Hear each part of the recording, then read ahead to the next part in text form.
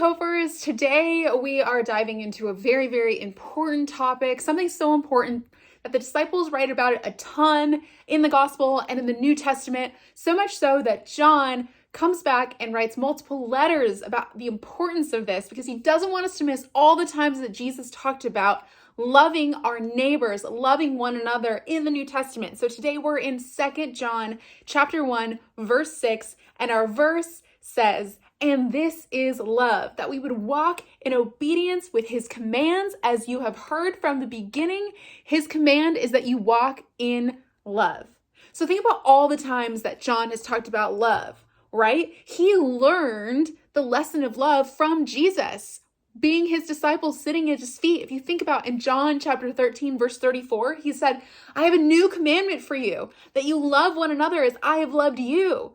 Then you think about in John 14, Jesus says, "If anybody loves me and keeps my word, I and my Father will come and make our home in him." And then again in John chapter 15, verse 17, love one another. Jesus kept hammering home this message. And I think sometimes it's easy for us to go, well, I love God, but I don't love this person. But truth and love go hand in hand. You can't have one without the other.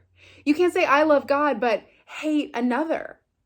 And that's why it's so important to get ourselves in that mindset and remind ourselves that this is our greatest calling. This is our greatest commandment. Jesus says your job is to love your neighbor.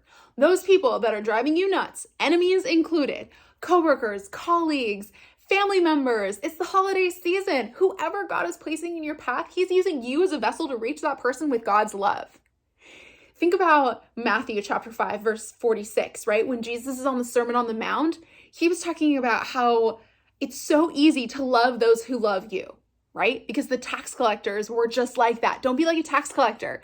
Gotta love everyone. And how do you get filled with love to share? Gotta meditate and spend time on the Word of God. I can't give any love without getting any love and being filled up from Jesus. So it's all one big circle. Truth and love hand in hand. We're called to love others. How do we get that love?